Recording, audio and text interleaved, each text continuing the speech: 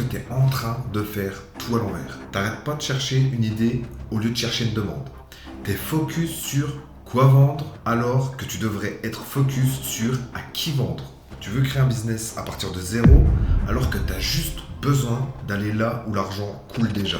Bref, tu es en train de te compliquer la vie pour rien. Pourquoi l'idée d'un business ne vaut rien? Tu crois qu'Amazon est né parce que Jeff Bezos s'est réveillé un matin avec une idée de génie? Non. Tu crois que McDonald's est devenu énorme parce que celui qui l'a créé c'était un cuisinier hors pair? Non.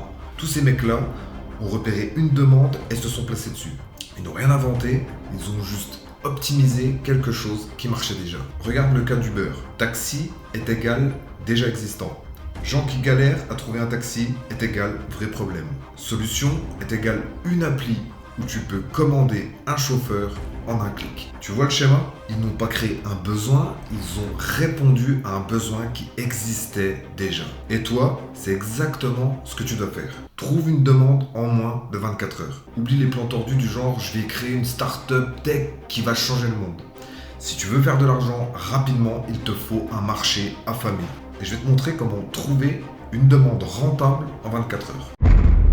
Premièrement, observe ton entourage. Regarde autour de toi. Quelles sont les choses dont les gens se plaignent tout le temps? Quel problème revient encore et encore? Quel truc prend la tête à tes potes, tes collègues, ta famille? Si 3 personnes dans ton entourage ont exactement le même problème, c'est qu'il y a un marché. Exemple, ton pote galère à perdre du poids, mais il trouve toutes les méthodes à appliquer chiantes. Il y a un besoin. Ta sœur se plaint de ne pas trouver un appartement assez vite, par exemple, pour faire ses études. Il y a un besoin. Un collègue dit que quand il part au travail, son chien il défonce tout et qu'il aimerait bien avoir une solution pour l'empêcher de tout défoncer. Il y a un besoin. Est-ce que tu as capté l'idée? Les gens te donnent des opportunités de business tous les jours. Sauf que la plupart du temps, on n'écoute pas. Deuxièmement, va là où les gens crient leur frustration. Si tu n'as pas envie de faire l'enquête autour de toi pour trouver des solutions, alors je vais te donner un raccourci. Internet, c'est un puits sans fond de frustration.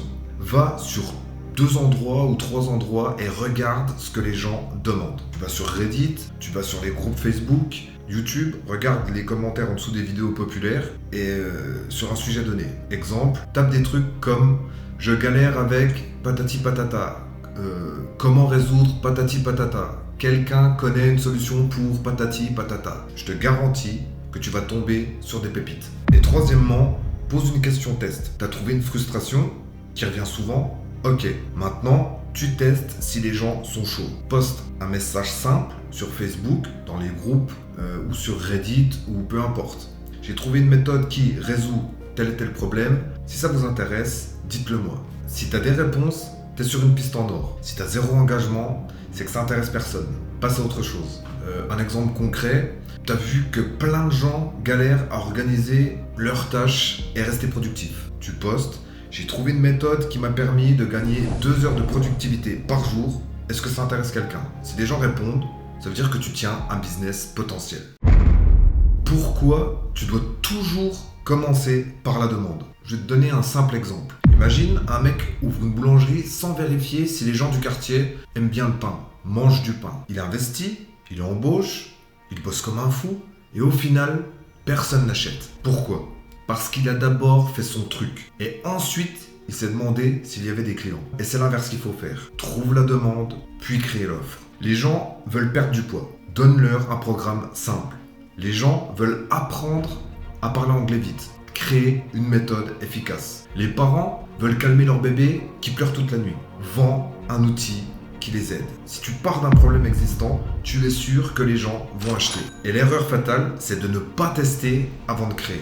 Ne fais pas l'erreur des débutants qui passent des mois à bosser sur un produit sans tester s'il y a une demande. Et moi-même, j'ai déjà fait l'erreur plein de fois. T'as une idée?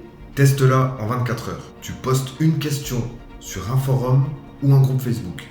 Tu demandes à 5-10 personnes ce qu'elles en pensent.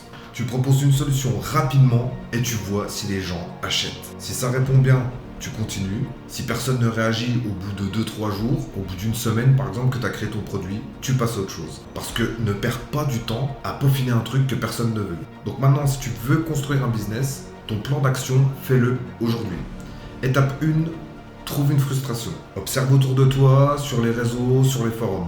Étape 2, vérifie s'il y a de la demande. Pose une question simple pour voir si les gens sont intéressés. Étape 3, si ça marche, trouve une solution. Crée du contenu qui parle de ce problème et propose une solution.